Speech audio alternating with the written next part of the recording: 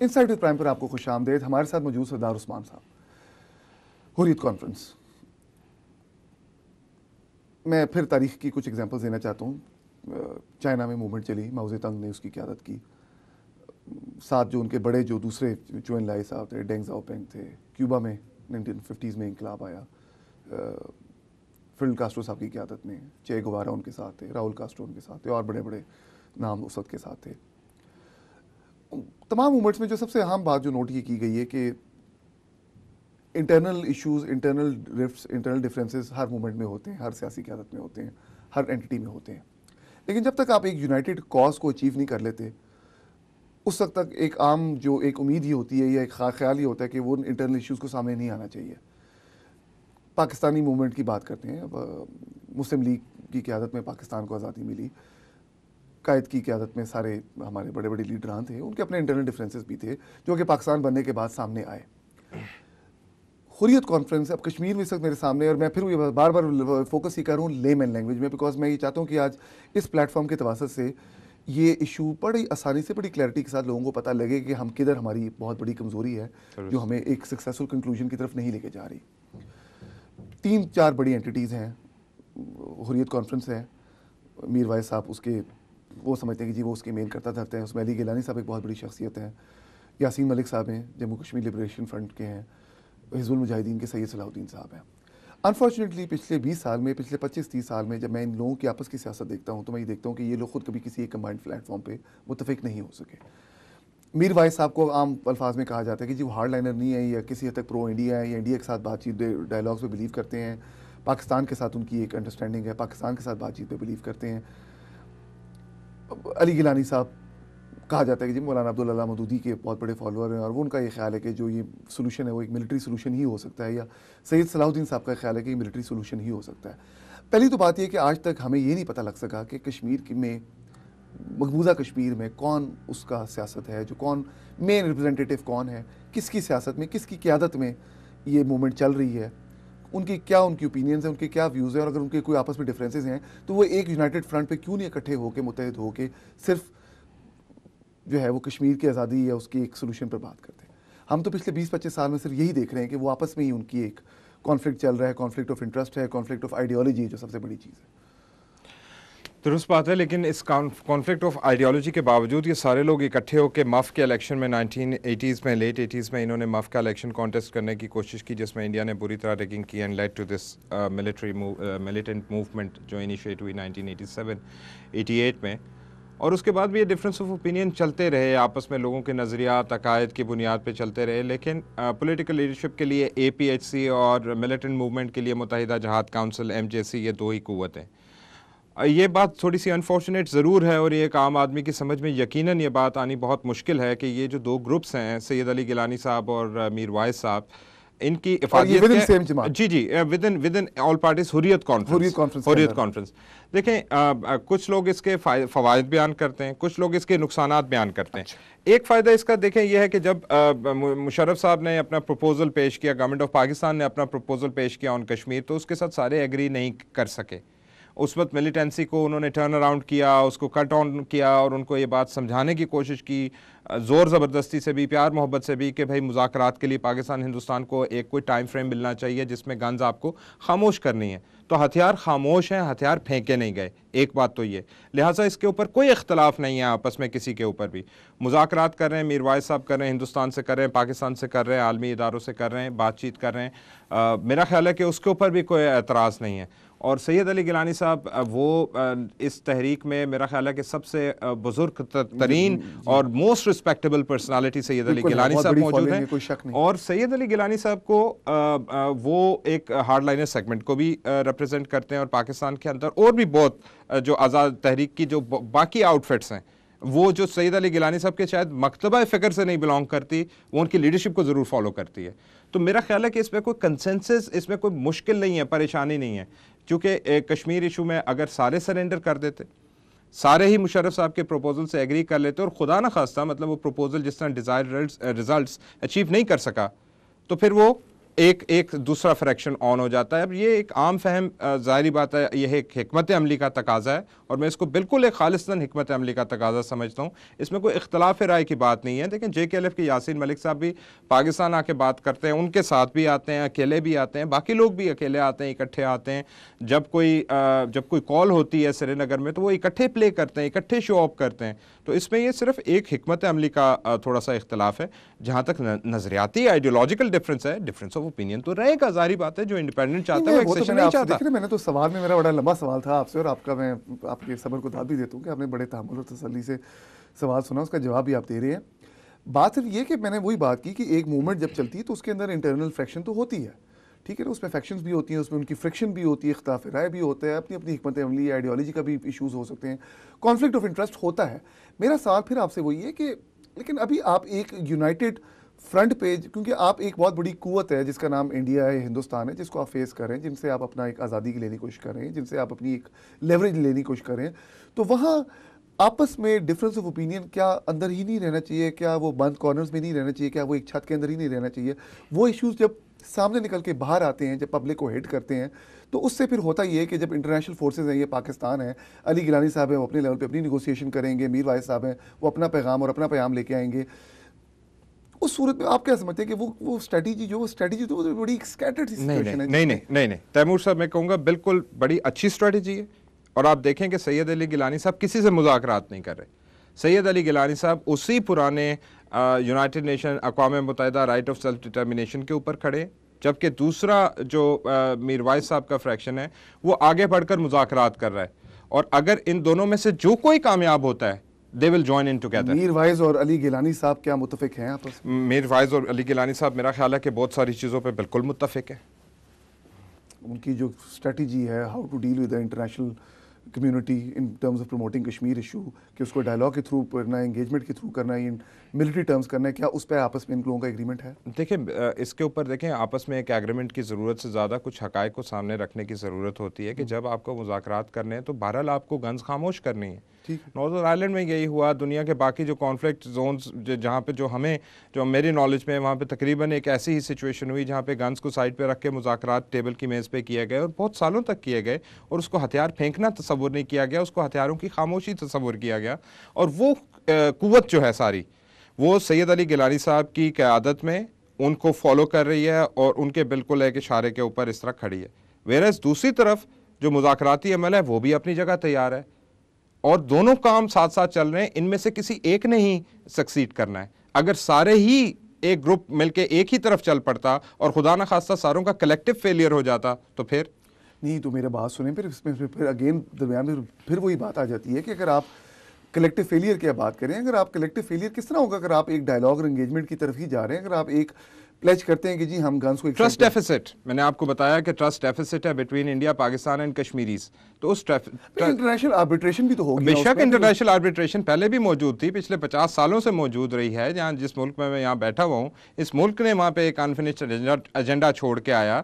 वहाँ पे जूनागढ़ की बात हुई, वहाँ पे बाकी इलाकों की बात हुई, तो ये तो मौजूद थी हमेशा से, लेकिन एक ट्रस्ट डेफिसिट मौजूद है और उसकी मौजूदगी में मेरा ख्याल है ये बेहतरीन हिकमत अमली है। चूँकि जो आपने 88 से तहरीक शुरू की वो आपको 2003 तक लेके आई मुज़ाकरात के टेबल पे। वही हिंदुस्तान जो कहता था कि कश्मीर हमारा अटूट अंग है, वही उसी ने कश्मीर को एक डिस्प्यूटेड टेरिटरी एक्सेप्ट किया। जी, 1 लाख से ज़्यादा शहादतों के नतीजे में हिंदुस्तान जैसी बड़ी कुव्वत ने, दुनिया की सबसे बड़ी जमहूरियत ने, शहादतों के नतीजे में आज ये इशू जो है, मैं फिर वही बात कर रहा हूँ, मैं एक लफ्ज़ यूज़ करता हूँ, बैक बर्नर। ये इशू बैक बर्नर पे जा चुका है। ये इशू बैक बर्नर पे तैमूर साहब इसलिए गया चूँकि इसमें हुकूमत पाकिस्तान की नाअहली बहुत हद तक शामिल है और इसमें पीपल्स पार्टी का एक अपना स्टांस बहुत हद तक शामिल है। फिर ये जब बातें करते हैं तो एक और कंट्रोवर्शियल एरिया में चले जाते हैं हम। लेकिन कहने का मतलब ये कि जब भी कमजोरी होगी, जब भी पाकिस्तान के मौक़िफ़ में कमजोरी आएगी, फॉर इंस्टेंस मैं कमजोरी किसको कहता हूं, मैं जनरली बात नहीं कर रहा, मैं स्पेसिफिकली बात करता हूं कि हमने इंडिया को, give me a second, India को हमने मोस्ट फेवर्ड नेशन करार दिया और कश्मीर के इशू पे हमने बात करने की भी, आपने कश्मीरियों के साथ भी बात नहीं की। मैं पीपल्स पार्टी की बात करता हूं, मैं नून लीग की बात करता हूं, ये दोनों पार्टीज फेडरल में बैठी हुई थी। नेशन में मिलिट्री एस्टेब्लिशमेंट की भी तो से सर होगी मैं ना। मिलिट्री एस्टेब्लिशमेंट की बात नहीं कर रहा, मैं इस वक्त जमहूरी गवर्नमेंट की बात कर रहा हूं, जिस जमहूरियत को शायद लगा के चाटने की ख्वाहिश जो है वो हम सब लोगों के अंदर मौजूद है कहीं ना कहीं। उस जमहूरियत ने कश्मीरियों का सत्यानाश कर दिया। उसमें 5 साल तक आपने हिंदुस्तान को मोस्ट फेवर्ड, आपने कश्मीर का सरकरी का इशू बैक बर्नर पे रख दिया और आप वहां पे उनके साथ बात करने लगे ट्रेड और कल्चर पे। आपने जब ये देख लिया कि ये इश्यूज आपको कहीं लेके जा रहे हैं, कहीं नहीं, कश्मीर का इशू हमें नहीं, हमें तो पता है, किधर लेके हमें पता है। मुझे ये बताइए कि 65 साल में इशू का we know for one thing for sure कि India, are you saying you don't agree with the idea of us giving us India the most favored nation status? Exactly. You don't agree with that? How come? Why should it be? आप कश्मीर का issue को नजरअंदाज किया। अभी आपने कहा 1 लाख लोग, आप 1 लाख लोग जिस कौम ने कुर्बान किए उसने पाकिस्तान के साथ एक्सेशन के लिए कुर्बान किए। कोई 1 लाख लोग कुर्बान करने के बाद भी आपको पता लगे कि हम मिलिट्री टर्म्स में उनसे ये कश्मीर नहीं छीन सकते, ये हम उनसे अपनी टर्म्स एंड कंडीशंस नहीं बनवा सकते, तो हमें टेबल टॉक पे आना जी, हमें टेबल टॉक पे बहरहाल आना था। टेबल टॉक का अंदाजा हमें उस वक्त भी था जब ये तहरीक शुरू हुई थी और सबको अंदाजा था, सब माशाल्लाह बहुत। अच्छा उस्मान साहब, मुझे ये बताया कि मैं आपकी बात काट रहा हूँ कि आज़ाद कश्मीर की क़यादत और मकबूजा कश्मीर की जो मुसलमान क़यादत है, इनके दरमियान आपस में राब्ते ज़वाबित कैसे हैं? इसके रब बिल्कुल परफेक्ट।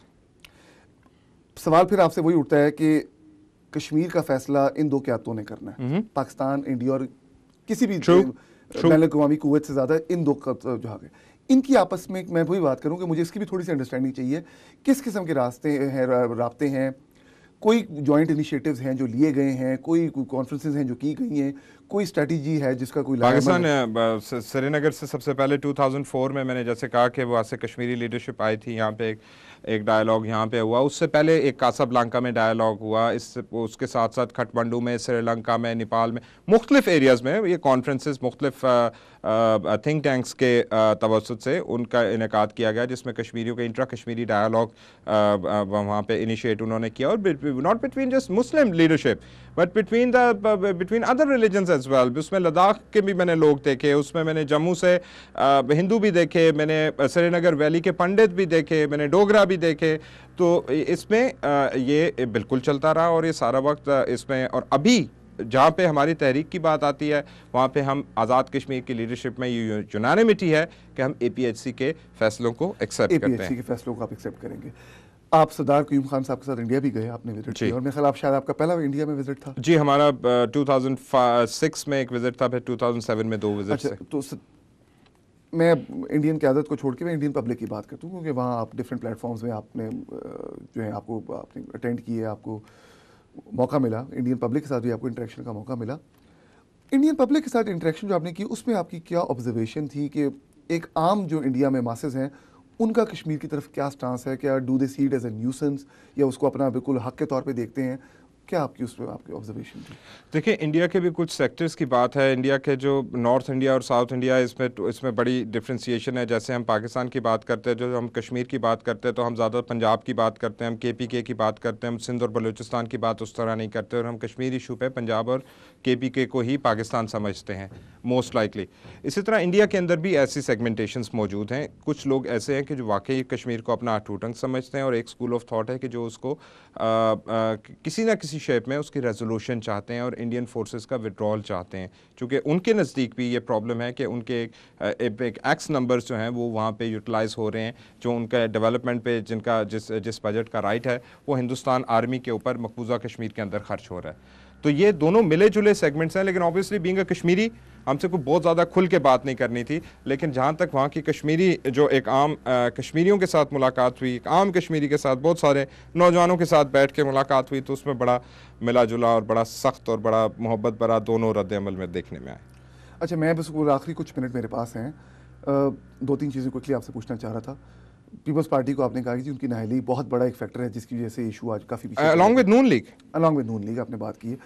अगले इलेक्शन के रिजल्ट्स आप देख रहे हैं और आप समझते हैं कि अगर अगले इलेक्शन में ऐसी कोई कोalition वापस आती है तो ये कश्मीर के इशू के लिए मजीद ये खतरनाक अलामत। मेरी बात एक याद रखिएगा तैमूर साहब, मैं बहुत क्लियर हूँ इस बात के ऊपर कि हम 1.5 करोड़ कश्मीरी हैं, तकरीबन 1.5 अरब की आबादी के दरमियान। हमें अगर तबाह बर्बाद करने की कोशिश करेंगे तो ये इनमें से कोई भी खैर खूबी से नहीं रहेगा। और अगर हमें इन्होंने अमन व अमान से रहने का मौका दिया तो उसके नतीजे में दोनों मुल्क में हम एक ब्रिज का रोल प्ले कर सकते हैं। पैगाम आपका इंडिया और पाकिस्तान दोनों के लिए पैगाम है, बिल्कुल ये क्लियर कट मैसेज है कि अगर ये दोनों, ये ट्रस्ट डेफिसिट हो, वो कोई भी मेयर्स हों, अगर ये कश्मीरी आराम से, कश्मीरी मैटर नहीं करते, there 1% of the total population of Pakistan and India, तो इसलिए बहुत सारी चीज़ें हमारे हाथ में नहीं हैं, चीज़ें ज़्यादा हिंदुस्तान और पाकिस्तान के हाथ में हैं, और जो चीज़ें हमारे हाथ में हैं उनको ठीक तरीके से कार्ड्स को प्ले करने की हमेशा कश्मीरी लीडरशिप ने कोशिश की है, और मेरे ख्याल में कि जो उनको मिलने जुलने के मौके दिए उससे भी उन्होंने भरपूर इस्तेफादा किया है और एक अच्छी हिकमत अमली के साथ चल रहे हैं। अफजल गुरु के मामले पे आप देख लें कि एक कंसेंसस अक्रॉस बोर्ड नज़र आया, किसी ने नहीं कहा कि अफजल गुरु किस सेक्ट के हामी थे, किस जमात से उनका ताल्लुक था, पूरा आज़ाद कश्मीर और पूरा मकबूजा कश्मीर हैंगिंग में इवन इंडियन पॉलिटिक्स में भी बड़ा एक कंसेंसस नजर आया, सारे ही बड़े उन्होंने उनकी उस एक बड़ा अनफॉर्चुनेट मैं समझता हूँ वाकया हुआ है उनकी फांसी का, उनकी डेथ सेंटेंस। लेकिन कहने का मतलब ये कि एक यूनानिमिटी है कुछ इश्यूज के ऊपर। यूनानिमिटी दूसरी साइड पे भी उतनी ही नजर आई है जितनी आपकी साइड पे नजर आई। मैं मकबूजा कश्मीर और आज़ाद कश्मीर की बात कर रहा हूँ कि इन दोनों के अंदर यूनानिमिटी, इनकी लीडरशिप के अंदर यूनानिमिटी है, और पाकिस्तान और इंडिया को अपने ट्रस्ट डेफिसिट दूर करने की जरूरत है। बिल्कुल, थोड़ा सा टाइम है, लास्ट क्वेश्चन। यूके में जो कश्मीरी कम्युनिटी है, मुस्लिम कम्युनिटी स्पेशली, बहुत बड़ा आपको पता है कश्मीरी डायस्पोरा है, पिछले 65 साल में आप इस कम्युनिटी के रोल को, इस इशू को, इसकी इंपॉर्टेंस को उजागर करने में इनका रोल आप कैसा देखते हैं और कैसा देखो, और इसके हवाले से अगर आपके कोई तहफ़्फ़ुज़ात हैं, कोई रिजर्वेशन हैं, उसमें थोड़ा समझ आ रहा था अगर आप। इसमें थोड़ी सी अनफॉर्चुनेट बात मैं ये कहूँगा कि जो पाकिस्तान और आज़ाद कश्मीर की पॉलिटिकल पार्टीज़ की तरफ से आई है वो ये, तैमूर साहब, कि मेरे ख्याल में कि यहाँ पे किसी भी सियासी जमात का क़याम नहीं होना चाहिए था। यहाँ पे किसी भी सियासी मजहबी जमात का, किसी NGO का पाकिस्तान आज़ाद कश्मीर से ताल्लुक़ नहीं होना चाहिए था, और यहाँ पे हम इनको एज अ कम्युनिटी हैंडल करते और सारे एक ही तरह की कम्युनिटी हैंडल करते तो मेरे ख्याल से कि हम बहुत ताकतवर और फार बेटर रिजल्ट्स हम अटेन कर सकते थे।